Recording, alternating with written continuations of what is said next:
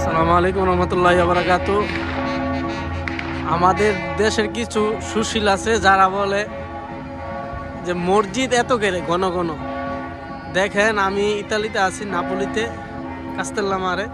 তো দেখেন এই জায়গার মধ্যে 5 মিনিটের দূরত্ব 3-4টা এরা গির্জা আছে। আমি আপনাদেরকে দেখাই। ওই যে ওই সাইডে একটা গির্জা আপনারা দেখতে পাচ্ছেন কিনা জানি না, আমি ভালো করে দেখালে দেখতে পারবেন।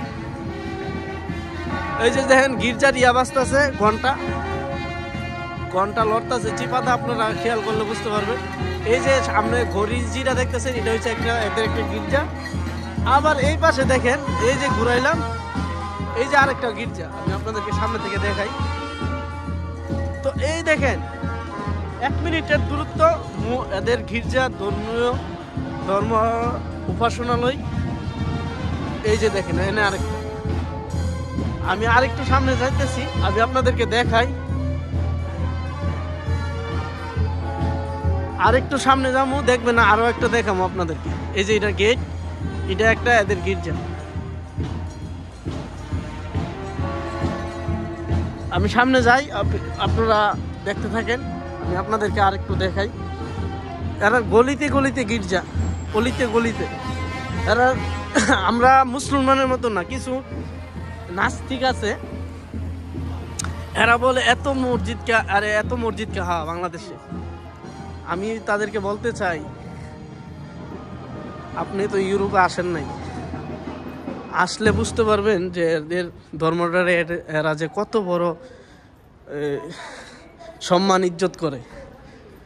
তুমি মুসলমানের ঘরে জন্মগ্রহণ করছো, তুমি মসজিদ নিয়ে তোমার চুলকানি। এই যে দেখেন, এই যে সামনে আরেকটা গির্জা।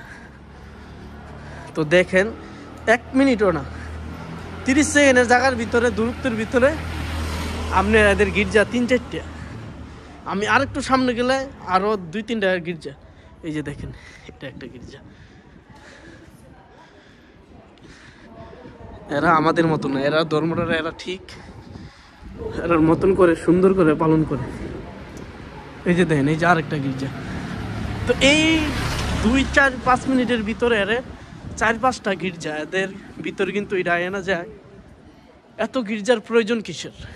এই যে দেখেন, এটা একটা গির্জার গেট। এই যে বাদামি কালার যে বিল্ডিংটা রং দেওয়া, এটা একটা গির্জা।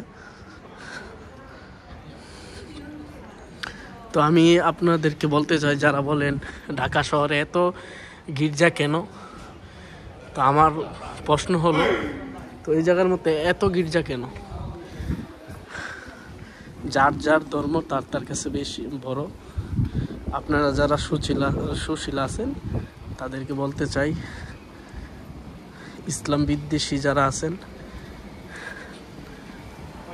ইসলাম বিদ্বেষতা ছাড়েন, মুসলমানের পথে আসেন, আল্লাহর পথে আসেন, রাসূল সাল্লাল্লাহু আলাইহি ওয়াসাল্লামের পথে আসেন। আমার আহ্বান থাকবে সকলের প্রতি। ইহুদিরা বড় বড় চুলমুল দাড়ি মারি রাখা পুরা পৃথিবী চালাই লেগেছে। তো আপনি মুসলমান হয়ে আপনি মুসলমানের কালচার মাইন নাকি আপনি চালাইতে পারতেন না? আপনারা হুজুররা দেখলে চুলকানি অনেকের, এটা কেন হয়? তো সকলে ইনশাল্লাহ যারা এই দৃষ্টিকোণ থেকে ইসলামটা দেখেন তাদের প্রতি আহ্বান। এই যে দেখেন, এই যে আরেকটা গির্জা। তো আমি কয়টা গির্জা দেখাইলাম এই রাস্তাটাতে, বলেন 1 মিনিটের রাস্তার মধ্যে এতগুলা গির্জা।